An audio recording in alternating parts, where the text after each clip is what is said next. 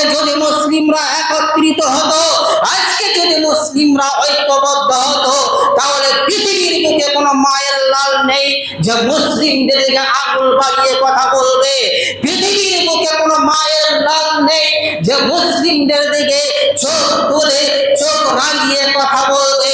বর্তমান সময়ে আমরা একটা কঠিন সময়, কঠিন পরিস্থিতি অতিবাহিত করছি। আজকে অশান্তির আগুন দাউ দাউ করে জ্বলছে। ইসলামের শত্রুরা, কোরআনের শত্রুরা, আল্লাহর দুশমনরা, মুসলমানের শত্রুরা আজকে মুসলিমের পিছনে লেগে পড়েছে। তাদের উদ্দেশ্য, টার্গেট যে আমরা এই মুসলিমগুলোকে পৃথিবীর বুক থেকে বিদায় করব। তাদের উদ্দেশ্য, টার্গেট হলো যে আমরা এই ইসলামের বাতিকে, এই ইসলামের আলোকে পৃথিবীর বুক থেকে আমরা বিদায় করব, নিভিয়ে দেব। কোরআনকে আমরা পৃথিবীর বুক থেকে মুছে ফেলব। এটাই তারা চক্রান্ত, ষড়যন্ত্র, পরিকল্পনা চালাচ্ছে।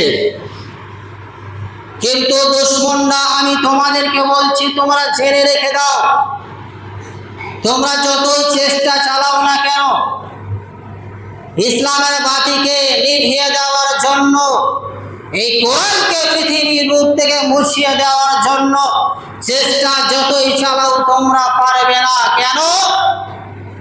কারণ হচ্ছে ইতিপূর্বে যারা মুসলিমদের পিছনে লেগেছিল, ইতিপূর্বে যারা ইসলামের বাতিকে নিভিয়ে দেওয়ার চেষ্টা করেছিল, যারা এই কোরআনকে পৃথিবীর বুক থেকে মুছে দেওয়ার চক্রান্ত চালিয়েছিল, আজকে তারা পৃথিবীর বুকে নেই, তাদের পতন হয়ে গেছে।